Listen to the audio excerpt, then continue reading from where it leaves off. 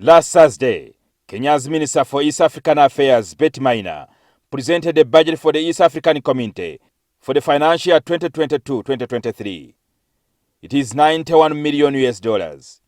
Unlike in member states, where the budget is passed before it's presented by the Minister of Finance, at the EAC, the Council of Ministers present the budget estimates, which are referred to the General Purpose Committee, currently chaired by Uganda's representative, Dennis Namara. For the financial year 2022-2023, out of the total budget of United States dollars, $91,579,215, a total sum of $49,840,061 will be contributions from partner states, which represents 54% of the total budget. Each partner state is expected to make an annual contribution of $80 million, but South Sudan has defaulted many times and has arrears amounting to $34 million. The lawmakers are wondering why sanctions should not be applied. It is the considered opinion of the committee that this is long overdue. The committee wonders why the community should continue making unrealistic budgets by making a provision for contributions from non-compliant partner states like the Republic of South Sudan. Suspension of a member. You suspend a member, so what? What have you done? You are punishing that country or you are punishing Africa? Number 2, 147, expulsion of a member. You expel them and you take it where? I think next time you have to call this assembly. If the minister from South Sudan doesn't come, I'm going to riot. I will not sit in this house until that minister comes. Or if he resigns, the better, and then you get somebody else who is up to the task. The East African Community has proposed an alternative financing mechanism. The Republic of Kenya takes exception of the idea that there has got to be differential contributions arising from our GDP performances.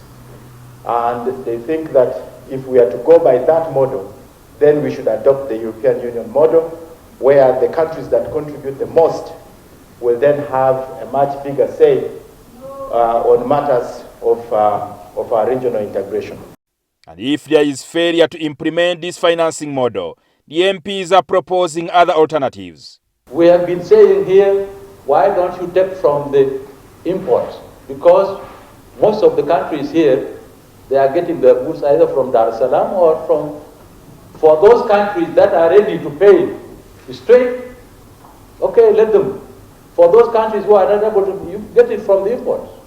If you look at the transport industry, for instance, these are the guys who own big trucks. Because for us who travel this road from Arusha to Bujumbura or Kigali or Kampala, or from Mombasa to Maraba, you will see the number of trucks traveling these roads. And who are making these roads? Our government, our community. So that industry also must play a big part in supporting this community. And aware that even private sector, they pay taxes into their countries, and therefore they're contributing to growth and development of a partner state. And partner states contribute to the community. I would say fairly, private sector is also contributing to the growth and to the budget of the community. Despite a huge drop in the budget, the challenge is that even the $91 million may not be realized to enable the community to implement its plans. So what is the strategy from the council? That because we are depending on the same sources, and because of this record we have, this time, even with the budget reduction, we will not end up with 50%. Jingo Francis, NTV, in Arusha, Tanzania.